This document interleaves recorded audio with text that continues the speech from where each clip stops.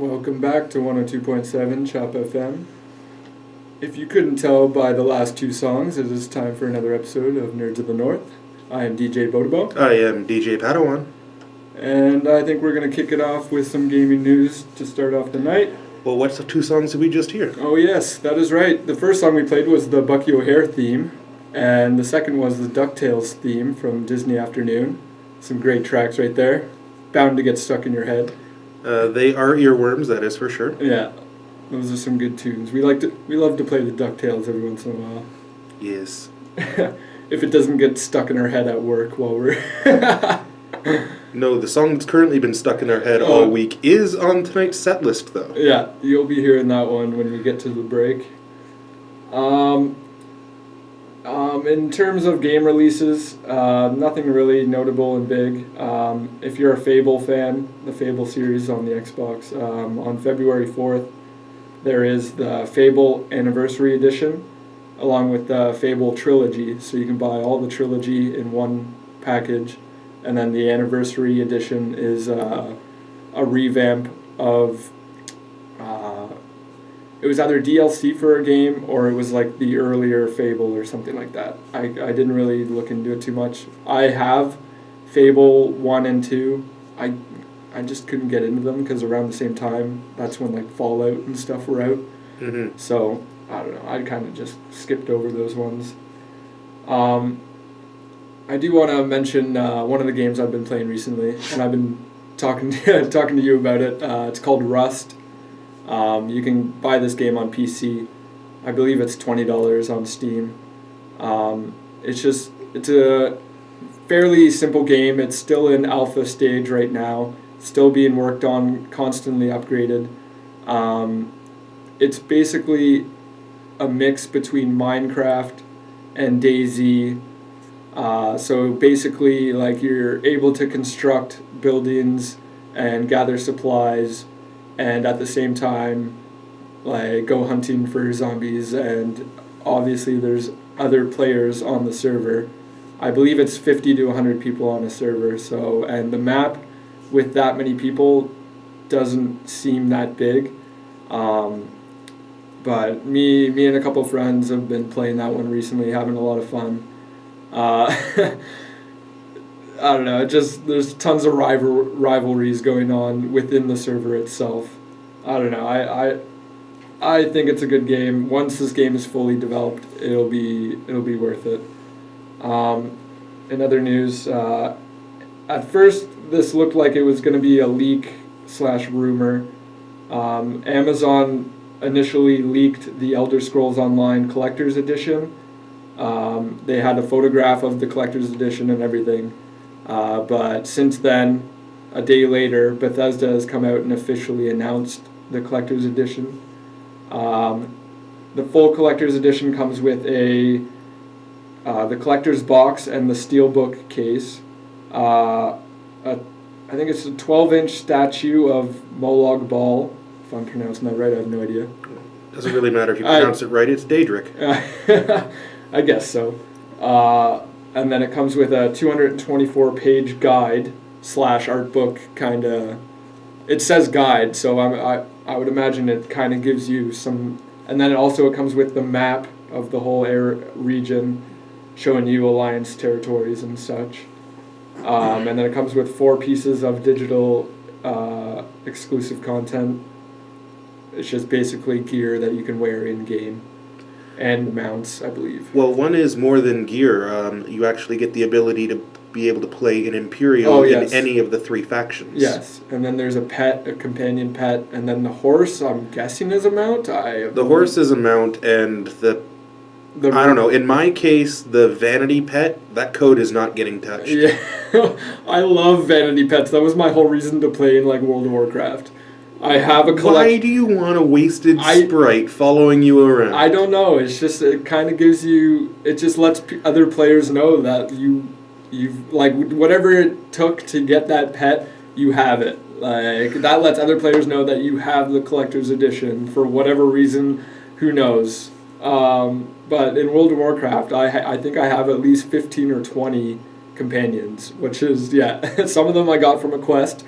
Some of them I bought. Some of them I don't know. It just goes on and on. So yeah. One thing that we couldn't figure out is if there is a collector's edition for the PC version of Elder Scrolls Online. Obviously, I would imagine it's going to be for the console versions, but since the PC version is coming out earlier, I don't know if it's all going to work out like that. But Bethesda did say that they're extremely limited in quantities, so if you want to get a limited edition of Elder Scrolls, I would recommend pre-ordering it ASAP. I'm going to try for it because I missed out on Skyrim. Yeah. And then along with this news, Bethesda, or actually I believe it was yesterday, Bethesda released an 8-minute long cinematic trailer. I checked it out. It kind of reminds me of the quality of cinematics that you see from Ubisoft and Assassin's Creed. They go all out before a game is released to make like a crazy cinematic that looks amazing. Usually doesn't look as much or as good as the actual gameplay itself, but the cinematics just look amazing. But Bethesda, if this is what we are expecting from the opening trailer or the opening cinematic and whatever cinematics follow in the game, this is going to be amazing. Did you get a chance to watch it? Not this new 8-minute long one. I have seen a previous one.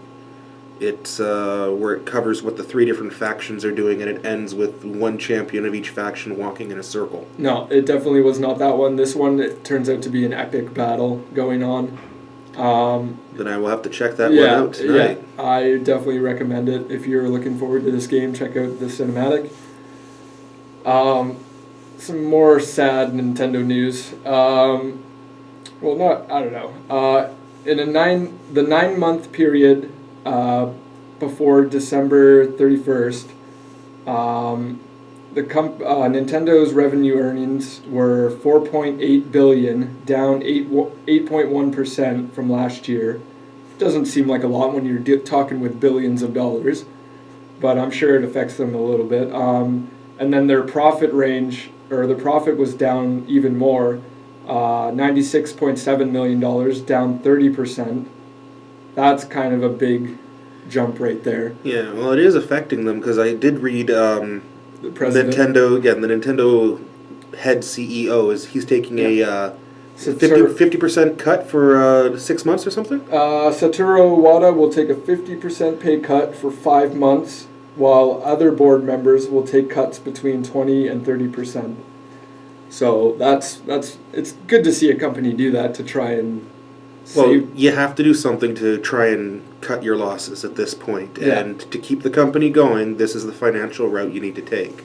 And then as of right now, the lifetime Wii U sales are at 5.86 million.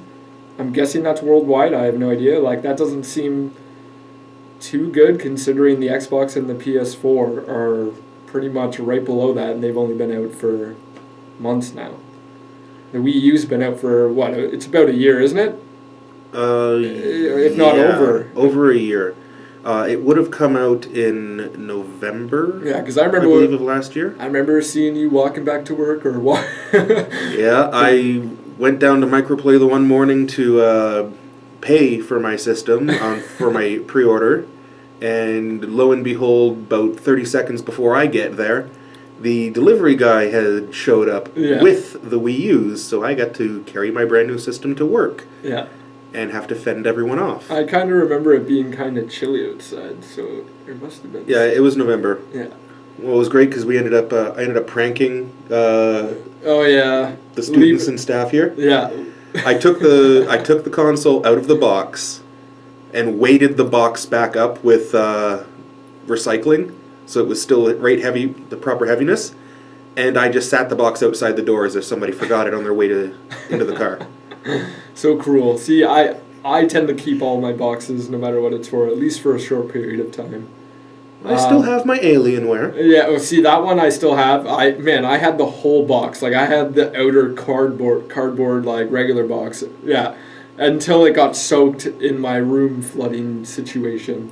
So now I have just the basic Alienware box. Basic Alienware box. Another stat they released, the 3DS probably Nintendo's like strong point right now. Oh, yeah, isn't it like the most popular handheld system right now? Oh yeah, for sure. I would not doubt that, considering it has sold 15 million 15 million consoles in Japan alone.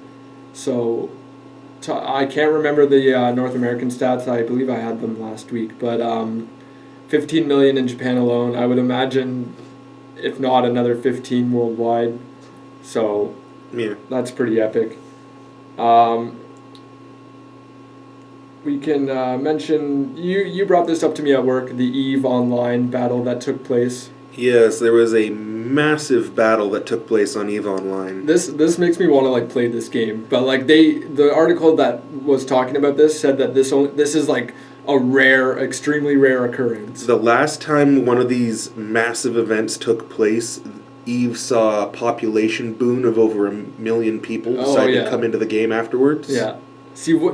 But the group that lost their territory claimed that it was set up for automatic pay. So it could have just been at the moment that the automatic pay was set to be taken out, they could have been maybe 1 credit short. Yeah, if not the company itself kind of just went bloop and wanted more players to play their game. I don't know. Could be a little okay. If that's a little underhanded dealing where you think, I wonder what we could do here. Click. Yeah, if you think about it, if you know it's gonna result in chaos in the game and thus news spreading around, then what's a little free publicity? Well, you saw what the bill looked like for the in-game damage that was caused? Over $200,000 in real currency. Yeah, real money was spent during this battle. That's epic. And in-game it ended up being 1 trillion interstellar credits. Yeah, that's what it was, yeah. So stuff like that makes me want to play that kind of game. It's just to be a part of like a massive group. It's a big political game, and I just can't do it. It's funny how the article said it though. It's since that times in EVE Online have been peaceful and like mostly people gathering resources and exploring. Up until now, it's just been recently it's just been an epic battle. I did write this down. I'm not sure if you had it as the 40th anniversary of Dungeons and Dragons. That you told me. Okay. I wouldn't have written that down. Well, you never know.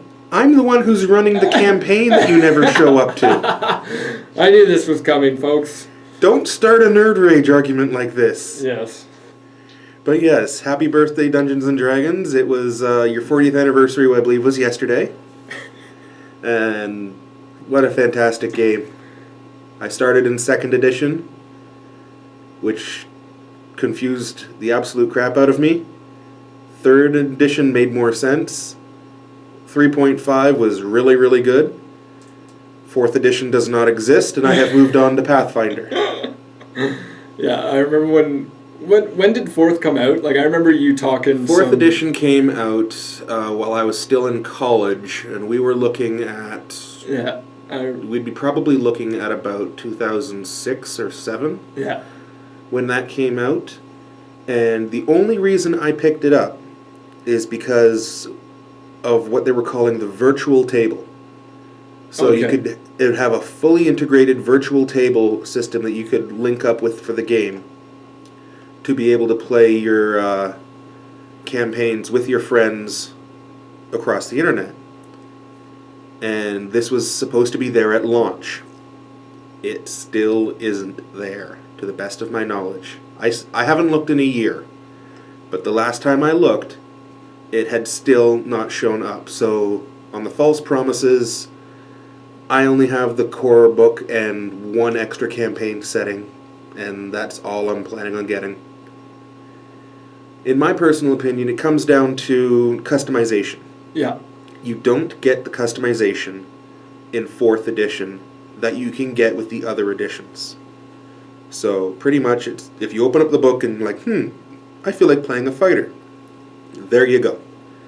Every person who decides to play a fighter in 4th edition is going to end up playing almost the identical character, which is not Dungeons and Dragons, in my opinion. you could have an entire group of 6 people, all playing fighters in 3.5, and every single fighter would have been uniquely different. Could have been uniquely different if the player decided to take fighters along different roads. Yeah. You could be 2 weapon, you could be 1 weapon, 1 shield, you could be a human walking with a cart full of weapons behind you. Anything and everything. But yes, 40th anniversary Dungeons and Dragons. Good to hear. It'd be nice to see if they release something. They probably will. Well, maybe they'll save it for the 50th. But well, they are still working on D&D Next, which is supposed to be 5th edition. Yeah. I will preface this with one of the things that, the reason I don't like 4th edition is they slimmed it down to try and draw in the MMO crowd. Yeah. And it did work. They did draw in a significant number of MMO players, but I don't know if it counteracted the number of hardcore players that slipped by the wayside. That's true. So this D&D Next program is supposed to be the happy medium. So. All right. Microsoft. This is a rumor that a patch that hasn't been officially announced yet, but supposedly there is a patch coming out that should improve GPU performance on the Xbox One. Good to hear. I already know these things. Microsoft is a software. They constantly upgrade with the software on their consoles. Like, they can change anything within their system pretty much just with like a little upgrade from software. This one will probably, because I was reading that the Kinect that you hook up to your Xbox One, they reserve, I believe it was 20 or 30% of the GPU power just for the Kinect alone at all times. Now this update will turn that down to 10%, and then I think it can fluctuate while you're in game, it'll go down to 10%. Any other time it'll fluctuate between 10 and 30. So hopefully that'll improve some frame rates. Because I watched the comparison video of the Tomb Raider game, and the Xbox has a very consistent locked 30 frames per second, that's how the developer locked it in at 30 frames per second, and then the PS4 version jumps from 40 to 60 frames per second, depending on the scenes. Like the faster scenes will jump down, the slower ones will go back up. So, but honestly, if you're a casual player, your eyes probably won't notice it.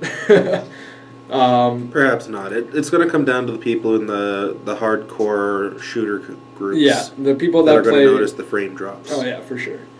Another Microsoft piece, or kind of Microsoft, it's on their console. Titanfall, which is the big MMO that everybody's waiting for. It's going to be, I guess, the first new MMO to come out on the next gen consoles, but this one's only for Xbox. I know PS4 has, I believe, their own in the works. There's a beta confirmed for the PC and the Xbox One. I'm hoping to sign up for this. It'd be nice to get in the beta.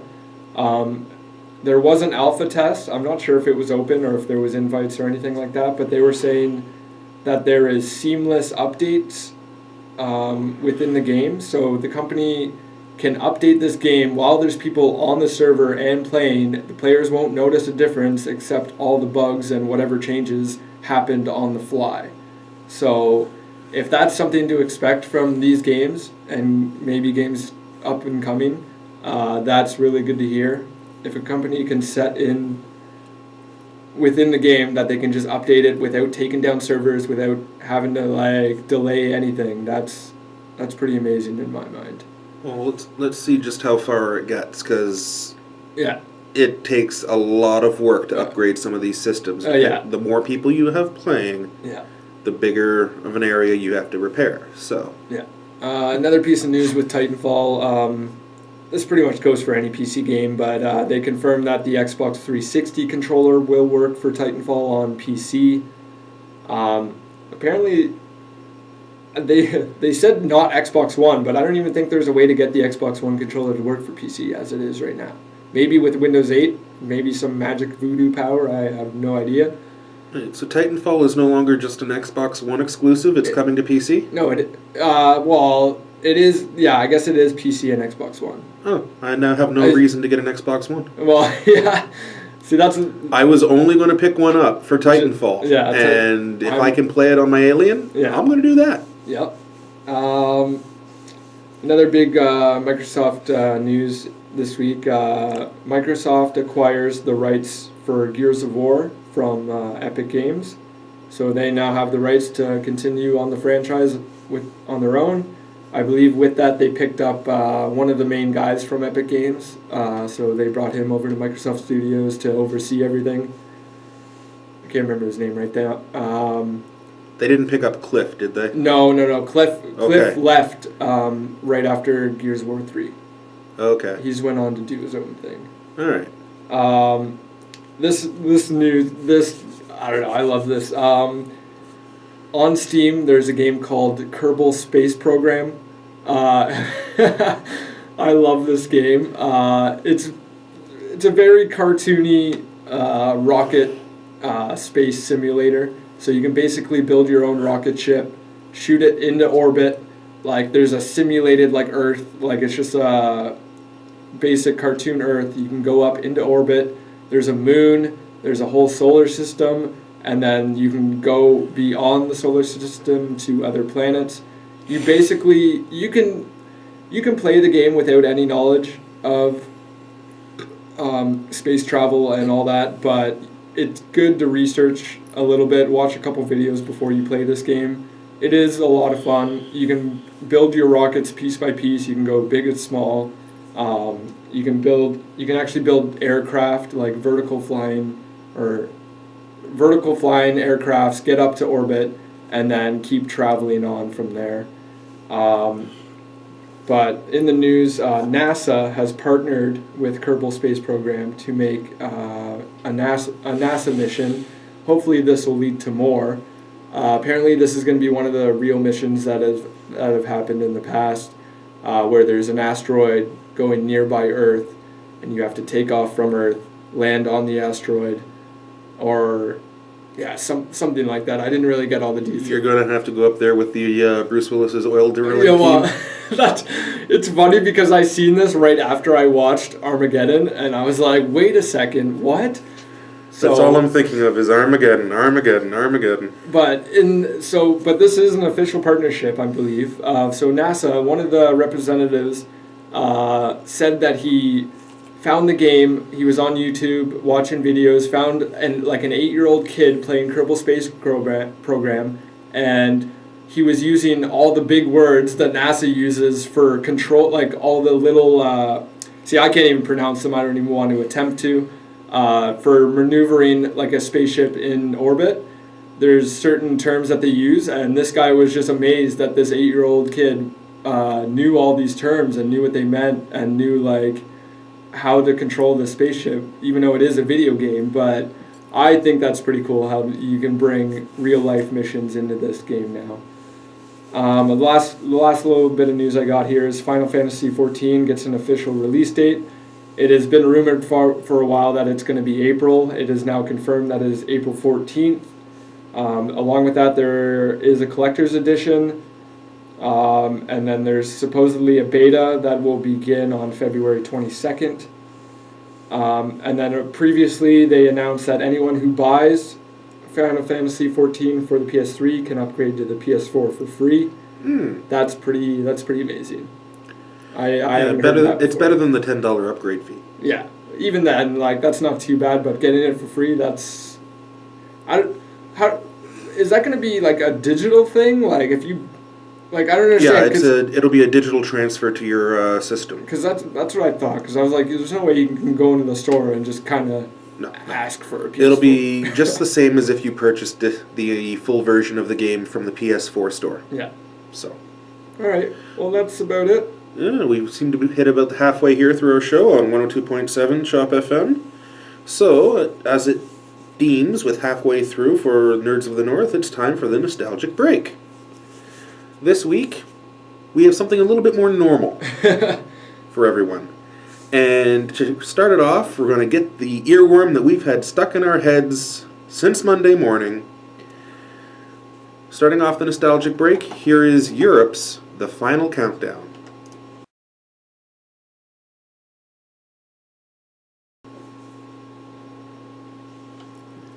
Alright, welcome back to 102.7 Shop FM to the Nerds of the North show. That was our nostalgic break. We started off there with Europe's The Final Countdown, moving on to Power Glove, Gotta Catch 'Em All, and ended up there with Stan Bush, The Touch. Those were 3 solo-filled songs right there. Yes, 3 songs full of guitar solos, and I do like all 3 of those songs. I really do. Oh, yeah. The issue I have with The Touch is I constantly see one scene from a movie. The moment that song starts up, I always have the one image in my head. And this song is actually, we picked it up off of the Transformers animated movie album, the one for the 20th anniversary. So every time you hear that song there begin, all I have in my head is the disembodied voice of Optimus Prime saying, "Arise, Rodimus Prime." And I cringe, because Rodimus Prime? Oh my... No. Hot Rod should not have become a Prime. That's so good. End of rant. Time to get back to the movie news. Yeah. Okay, so DJ Padawan here with your movie news. And to start us off, Hugh Jackman, famous for Wolverine. Yep. He's actually not too fond of coming back and playing any more Wolverine roles. It's hinting that he's going to try and keep out of Wolverine now. But he is officially set to star in Joe Wright's Peter Pan project. And he's set to play the pirate Blackbeard. I could see that. I can see this. It's going to be a lot of fun. I could see that. I'm really looking forward to seeing that, because Peter Pan, I do like the live action ones. Hook, by of course, being the best. So is this... See, I haven't really heard too much about this. Like, when... That's because anything hasn't really come out for it yet. They've just started casting. Script is apparently done, but we'll see it's not for coming out until like the 2016. Yeah. See, I hope they do it right, hopefully. I think they will. I think they have a good chance of pulling this one off nicely. We have next Rupert Sanders, director of Snow White and the Huntsman. Apparently that was a good movie, but it had Kristen Stewart in it, and that kept me from going to see it. Yeah, I didn't see it either. Yes, I know I should look past things like that, but it didn't look like that much of a good movie to get past her bland acting. Now, he is set to make a live-action version of Ghost in the Shell, which is a great anime movie and series. And he's planning on using the latest 3D technology to make it. And I believe the latest 3D technology would be the HFR camera that Peter Jackson built. Okay, yeah.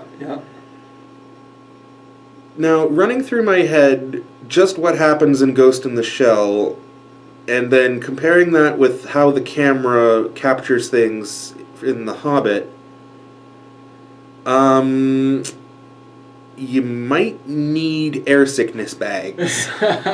It's very, very phonetic motion, and it's going to be quite the talent to see this, or quite the trick to see this done properly. But I hope he does it. I hope it does good, because this is an anime that does deserve to be given another shot. I'm probably going to say this name wrong, so I apologize in advance. Alfonso Cuarón, the director of Gravity, has been awarded the Directors Guild Award. Is it I think it's the Directors Guild has given him an award for Gravity, and that's good. It's good to see, because that was a really well directed movie. You could tell that he paid close attention to a lot of stuff. Even after watching... I'm aware that everyone who has anything to do with NASA says that 90% of it is wrong. It's Hollywood. Yeah, that man... It was a. This is more right than Val Kilmer on Mars, where algae produces oxygen enough that they can breathe. Yeah, that's a little weird. Yeah. Moving on to another director. News this week seems to be full of directors. Yeah. Guy Ritchie. He's the one that brought us the great Robert Downey Jr. Sherlock Holmes movies and Snatch, which is another good movie.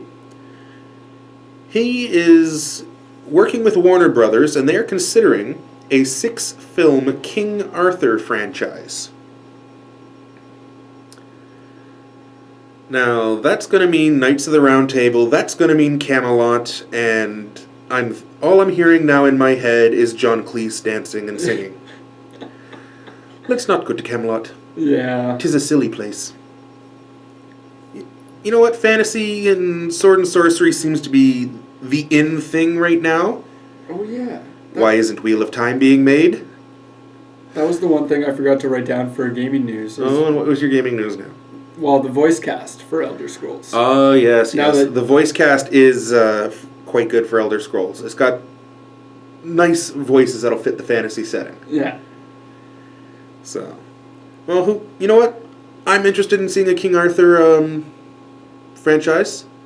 I think the last film I actually saw where it covered King Arthur, aside from Disney's Sword in the Stone, would have been When You Had the Scottish King Arthur in First Knight. That's another movie I haven't seen in a long time is Sword in the Stone. Sword in the Stone is amazing. I used to love watching that when I was a kid. Now, there's an animated... I saw a teaser trailer for an animated film the other day. You actually brought this to my attention, but I saw the trailer when I was researching for the show. Yeah. They made a teaser for the Sly Cooper animated film. Yes. And I have never played any part of the games. I didn't even know these characters. See, I've played... I can't remember if there was a third game. There is at least 2 that I played. I really enjoyed them. That was my good old PS2 days. Do you know what company is making this film? No, I don't know what company's making this film. A little company called Rainmaker Studios, I believe, that we were looking at reboot. Yeah, it's those guys are making this film, or a part of making this film. Yeah. Interesting. Because on their Facebook page, like I joined their Facebook page when we Okay. were following the reboot news, and these guys, they posted the announcement. Oh, interesting. Yeah. Well, it looks really nice. It's going to be weird. I hope it's not all about getting donuts, but Yeah. it should be good. Yeah. Alrighty. Moving on to Vin Diesel and Universal. Vin Diesel released a message thanking all the fans and everyone for making Riddick such a success, because with all they had to do on a low budget. And it was apparently such a success that Universal is ready for a Riddick sequel. And so is Vin Diesel. That's interesting. I don't know. I haven't seen the film. Yeah, neither. I've heard mixed reviews. Yeah. So I'm going to hold off my judgment until I actually see the film. But, yeah. As long as you're not rehashing anything that's gone on, and you can come up with a unique story for it, go for it. Though, how many planets are there that there's creatures that hunt in the dark? Yeah, Right. That's true. Watch next week as Vin Diesel lands on Pandora. Well, when you watch him in the Fast and Furious series, it's just... I thought he would have been gone after the second or third movie, but no, he comes back for pretty much every single one. Yeah. Even Tokyo Drift, he made an appearance at the very end of the film. Yeah. That's pretty funny. Now, Marvel Studios they've seen the finished assembly of Captain America Winter Soldier. Yeah. And Marvel Studios is extremely impressed. I love the trailer. So much so that I actually like the short fight scene in the elevator more than the trailer. Okay, yes. That's what I was talking about. That was good. That's what we've seen in theaters. So Yes. yeah. Now, they like what they have seen so much that they're actually ready to talk to the co-directors of Captain America Winter Soldier, because they want these two to come back on board for the third Captain America film. Yeah. That'll be... they're going to end up doing this, for yeah, sure. And you told me that apparently Thor 3 is in the works. Yep. I just seen the headline. That'll be nice. I hope we get some more Tom Hiddleston back in as well, because he plays a fantastic Loki. Yep. Alrighty, moving over to Blu-ray reviews, or Blu-ray releases, not reviews. See something else for all of those. Coming out yesterday, we had Cloudy with a Chance of Meatballs 2. Oh. The Fifth Estate. Yep. Bad Grandpa. No. And Rush. Okay. Not the band. Yes. But the F1 movie. Yeah. See, I might grab that one. I think that would be an awesome surround sound movie right there. It could be, but then again, you could also like bring up on Netflix Driven. Yeah, I've been thinking. Although that is even worse. Proves that he's good at driving by picking up quarters in his tires on the apexes of the corners. They're yeah. Keep going. Do you have anything else? Aside from, well, you know, this Frozen movie that everybody's been going crazy for. Yeah. I think I have to go out and see it, because this is an original anime, or original animated film, that has now been labeled the highest grossing animated film. See, original animated film. From the trailer, or like, yeah, I guess the teaser or the trailer that was in one of the Disney movies I bought recently, it did look pretty interesting and funny. I really did want to go see it in theaters, but just it's still in theaters. But our next theater romp is... I don't know if we're going to go and try and breathe life into it, which might seem impossible, or if we're just going to go watch it and see how bad it is, if it's as bad as the trailer looks. But our next cinema screening review is going to be I, Frankenstein. Yeah. I had seen the teaser trailer, and I wasn't too interested. Then I saw the theatrical trailer 2 days ago, and I could not stop laughing. So I really have to see this, because I think I'm going to have... Yeah. This is probably going to be one of the best comedy movies of the year. A comedy that's not meant to be a comedy. Gotta love those. Well, why else would you go and see a bad movie? You go and see a bad movie to laugh. Yeah. And I can get away with saying that because if you've seen my Blu-ray library and all my other movies, I own some bad things. Like, do we even want to get into this? Oh, I'm sure Gareth would get into about Dune. Yes, I have that version of Dune, the worst movie of 1986. I think it's fantastic. Yeah. I have The Last Starfighter. That is a great movie. Big Trouble in Little China is a classic. Even the Super Mario Brothers film is a good flick. When it gets to the point where it's a classic movie and you can kind of appreciate it, even if it is a little goofy, like... Oh yeah, you can totally appreciate this. How do you not like Kurt Russell running around in a world that he has absolutely no idea what's going on? He's concerned on one thing and one thing only, and that's finding his truck. Yeah. Meanwhile, there's people flying around on wires. There was another piece of news that we talked about last week. The Quentin Tarantino, the script got leaked for what was the movie again? The Hateful Eight. Yes.